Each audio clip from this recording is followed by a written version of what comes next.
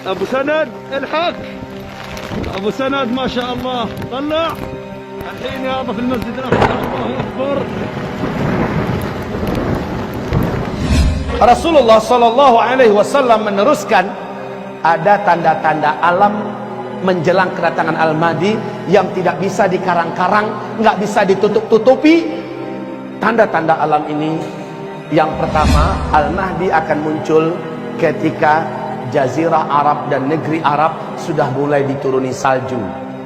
Syekh Su'ud Shuraim, saat salju pertama mulai turun di Jazirah Arab, khususnya di Arab Saudi, dia berteriak sambil khutbah Jumat dan dia berkata, "Hadhihi ayatun min ayatillah." Ini adalah satu tanda di antara tanda-tanda ayat-ayat Allah fi akhir zaman, di akhir zaman. Hai manusia, ketahuilah oleh kalian, adakah tanda yang lebih jelas melainkan salju turun di Jazirah Arab?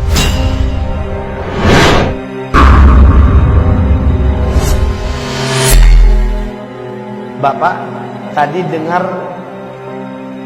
saya menyebutkan Al-Mahdi enggak? Di mana kemunculan Al-Mahdi? Setelah terjadinya dukhan. Rasulullah bersabda, saat Al-Mahdi muncul, kalian sudah kembali seperti zaman sekarang, kata Nabi. Kalian akan berperang bersama Al-Mahdi menggunakan pedang, menggunakan panah, menggunakan tombak, dan kalian akan berlari berjalan di atas kaki kalian. Kalian akan menunggang kembali kuda-kuda perang kalian. Tumma'udtum min haitsu bada'tum wa'udtum min haitsu bada'tum wa'udtum min haitsu bada'tum.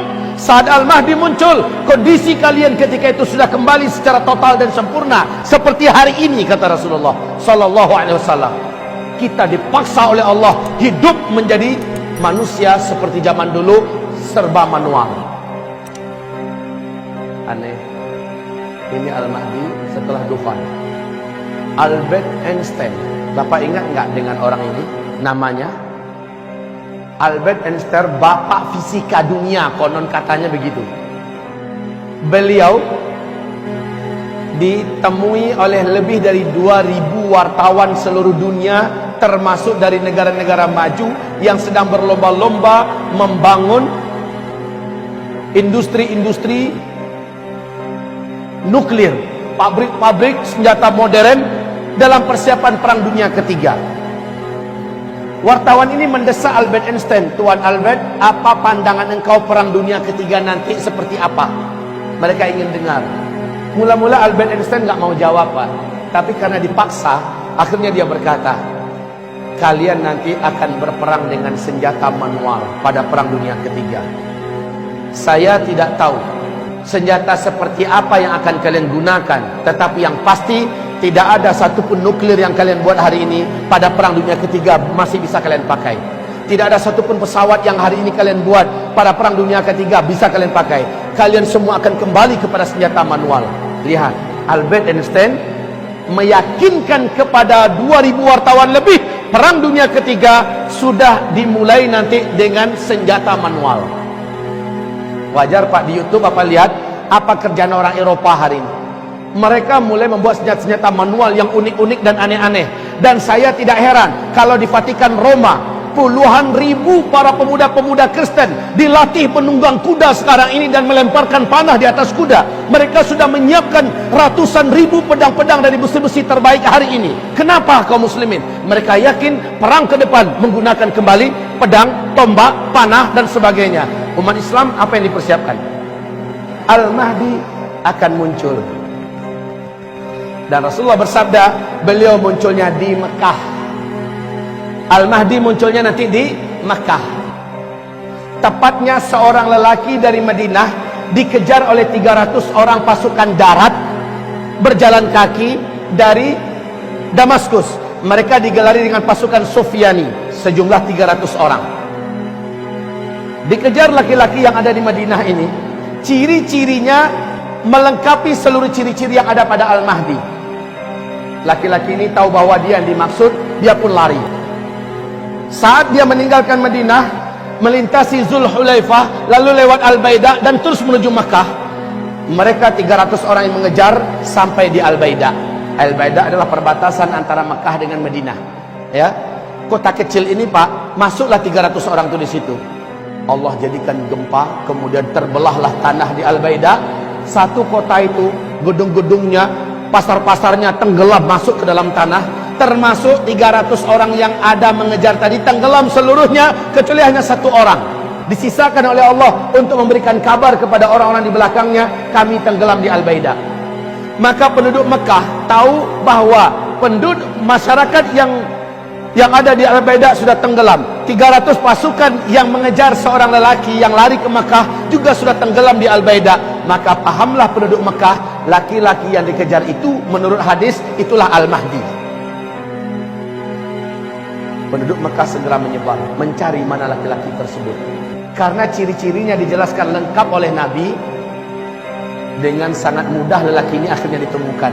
Ternyata laki-laki ini ditemukan sedang tawaf, Pak. Sedang tawaf, karena adabnya kalau masuk Mekah tawaf kudum dulu kan. Dia tawaf duluan.